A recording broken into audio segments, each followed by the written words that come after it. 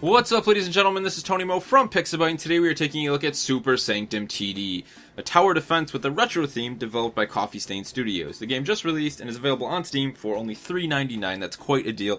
Now, I should mention that Coffee Stain Studios are the same dudes, the same people developing the Sanctum games, Sanctum 1, Sanctum 2 coming out in a few days, and if you pre-order Sanctum 2 on Steam, you'll actually get Super Sanctum TD for free, so I mean, that's a hell of a deal right there. But let's dive into this tower defense, because I mean, basically the guys at Coffee Stain decided, we're so good at tower defense games that we're going to make this kind of retro throwback tower defense, and use it to kind of help celebrate the launch of Sanctum 2, which is just an awesome idea, and this game is awesome. This is $4 for probably one of the coolest tower defense games I have played. I mean, while it's nothing, insanely unique, it does a lot. I mean, it adds a lot of features, it has a ton of features, it has a ton of content, and it's just an awesome game. So let's dive in. I've started at one of the earlier levels here so I can try to show you guys the basics before we hop into a crazier level. But essentially, the point of tower defense in terms of, your initial building phase is always to try and make the enemy take the longest route possible. So you can see right here, these yellow dots, they're basically showing the current enemy route from their hive to our kind of special orb. We are the protector of this orb. We've got to make sure we keep it at full health if possible. So you see the blue tiles on the ground. Well, there's only 3 right now in this earlier level. These are basically where you're allowed to put your building blocks down. So we're going to slap one there, and you can see we've now forced the enemy to go into a full-on zigzag, increasing the amount of blocks they have to move, the amount of space, the amount of time it takes them to get to our base exponentially, massively.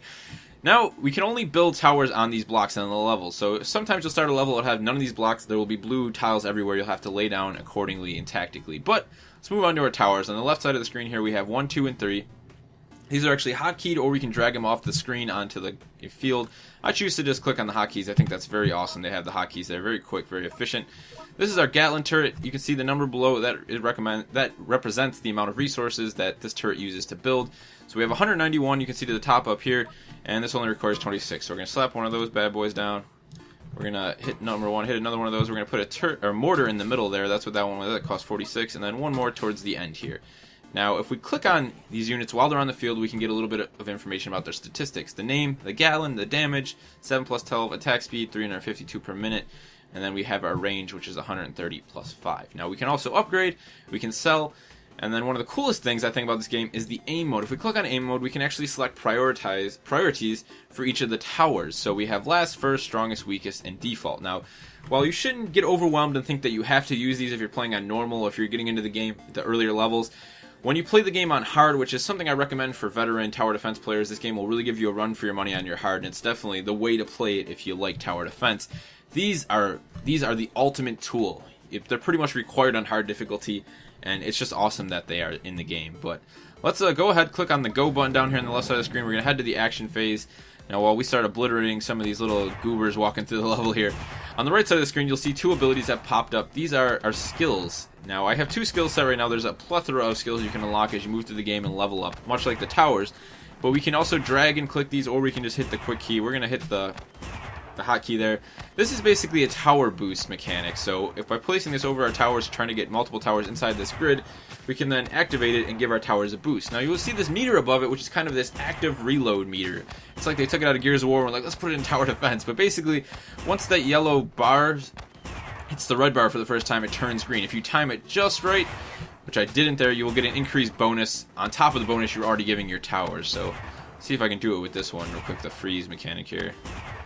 There you go. You see, you got it perfect, so we get a nice little bonus there. You can see our core is starting to take damage, as our radio dudes kind of told us, but that's all right. We'll be just fine. What we're actually going to do is we're going to click on this tower right here. Oh, can't do it just yet, can we? We should be able to upgrade it. There we go. And we're going to put an upgrade on that. Now, the towers actually change in appearance as you upgrade them, so that's another little cool feature there. They could have just kind of made it bland and boring. They really went all out and made a really good tower defense to the game. They just didn't, go halfway on this and not really give it much thought. They built a really strong tower defense here. So we're going to click go one more time. Now, if you feel like you got everything good to go and man, this is taking too long, and I feel like I could take these guys out, you can hit the fast forward button down here in the left corner, speed up the action a bit. Now, the chest I just picked up off the ground, basically all these baddies have been sneaking into our fortress at night, stealing all of our goodies and our treasure, so once in a while you'll kill one of them and they'll drop that. We can pick that up. That gives us an increase to resources. Taking a bit of damage there. I gotta admit, this isn't the best tower layout I've ever designed, but let's get an upgrade on this guy. Now, during the action phase, the only thing you can't do are actually place more tiles to more building blocks on the field. You can sell and you can rebuild as many towers as you want during that time period based on what's already on the field. We could also add actual towers to the field if we wanted to. So what we're gonna do here, we're gonna upgrade this guy's. Oh, that guy's already maxed out. Okay, we're gonna click go. You can see the color of your orb actually changes as it begins to take damage. Just another little detail that's nice that they added there. You know, it was initially blue, now it's gonna go to purple, and I believe red will pretty much be right before it dies. Let's speed this up a bit though. Got another chest that dropped, giving us some more bonus. So you can see our currency, it's up on the top left there. We also have the amount of waves we have until we complete this mission. So 3 out of 6, 3 more waves and we will finish it. To the top right we have our name, Tony Mo, and then we have our level, which we're pretty much constantly gaining XP for doing things inside of the game, which will then increase our level, then increasing the abilities, the amount of turrets, all this good stuff that we can do. Basically what I'm going to do here though is, this is going well, we're actually going to back out of this mission. We hit escape here, we can bring up the menu, we're going to go to the world map.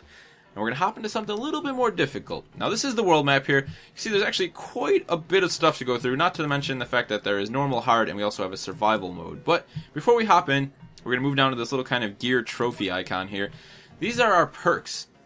Now as you gain levels, you will gain tokens that you can use to increase these perks. So right now I have a few of them. For example, the resource here, I put 2 points and 1 point into this one. Increased cash flow, extra income, each level increases 10, 20 to 30, depending on how many levels you put on it. We also have, some to increase damage. This is just another layer under this awesome tower defense. I really love they've done that. Let's hop in, though. This is one of the more difficult levels here. You can see our different selections we have before we go into the level. Normal, hard, we have survival mode, which essentially is how long you can survive. This is actually scored on a leaderboard then, so you can kind of compete against your friends on Steam if you choose to. And if we click on this up here, this will show us the different enemies we're going to be facing off against. So we have the Walker, which was the enemy you guys saw in that first level we played. The Runner, which are those little fast guys scurrying around. And the Big Walker, which you've yet to see, but you're about to. Now we have our Tower Select menu. You can see I have 5 of them unlocked. And to the right, we have 3 slots only. Like I said, as you level up, you'll eventually be able to gain more. So at 6, we'll be able to have the maximum of 4. We'll also unlock different towers that we can use in the field. I'm going to stick with the 3 I have right here. Now we have our skills. Same thing applies to skills. As you level up, you'll unlock more skills, and as you level up, you'll also unlock more slots. So let's head into the fray. Now, here's an example of, this is true tower defense. We have this massive open grid, and we basically have to try and put down blocks to not only make the best setup to do the most amount of damage to the enemy, but to delay the enemy's arrival to our, orb here as long as possible. So we're going to put one there. Let's see, we'll put one there, see if we can get him zigzag a bit. Maybe we'll get maybe if we push him, what we should have done was had him go up and down around. If we sell this one, I mean, this is a big strategy. This is a big part of the game. What we're actually going to do is we're going to try and head them off here. I'll build a bunch of these bad boys right here. Slap another one of those up. Now, see, the problem is they've decided, okay, well, that's the quicker route. So you have to try and outsmart the enemy here. And I've done a very poor job of that, actually, to be honest. Let's sell this one. Maybe block this off. Oh, you can't put one down there. Alright guys, well we're going to go with this. I mean, normally you would spend a lot more time trying to figure this out and really strategizing in your head. That's the point of a tower defense, but slap up a couple turrets here. This really isn't going to go well, to be honest. We'll get a number 2 out, we'll get a mortar out here, even though they're not even coming anywhere near that, because okay, there we go. That kind of helped a little bit. I mean, it's still not going to go very well, to be honest. Well, I'll show you guys what happens when you set up a terrible set of, just everything here. This is a terrible strategy. Let's fast forward and watch our demise quickly begin. Now you can see I'm using the kind of weird little tower turret there. This actually slows down the enemies as they go through. It kind of puts a stasis on them for a moment. So that's a really great ability to combine with, certain types of towers like the Gatlin, so we can get some heavy damage saturated on the enemy and really group up enemies as well. If we had this set up a lot better, we could create this massive choke point and have a ton of enemies grouped in one place and have the mortar just kind of raining down on them. I'm going to sell this guy because I don't know what the hell I'm thinking over here. He's just nowhere near any sort of combat, so it's kind of useless. You can see we're starting to take damage. This dude's freaking out. I can't actually tell if that was a girl or a guy, to be honest, but on to our next build phase. We got a little XP for completing that turn. You'll see we have 2 out of 10 to go here, so we're definitely not going to win this one, but I'm going to continue anyways. If you guys like tower defense games, though, I strongly recommend, even if you weren't going to get Sanctum 2, pick this game up. If you were going to get Sanctum 2, then you have a very special treat in store for you when you check this game out, because it is one hell of a tower defense. I'd put it up there with, like, Defense Grid. I mean, I love Defense Grid. Put it right up there with those kinds of games. I mean, for $4, this is a deal of the century in terms of tower defense games, but definitely check this game out, guys. As always, we will have a link in the description below if you're interested. And for more awesome indie games like Super Sanctum TD, be sure to subscribe to us here on Pixabyte. Till next time, it's been Tony Mo, and I'll see you guys on the battlefield.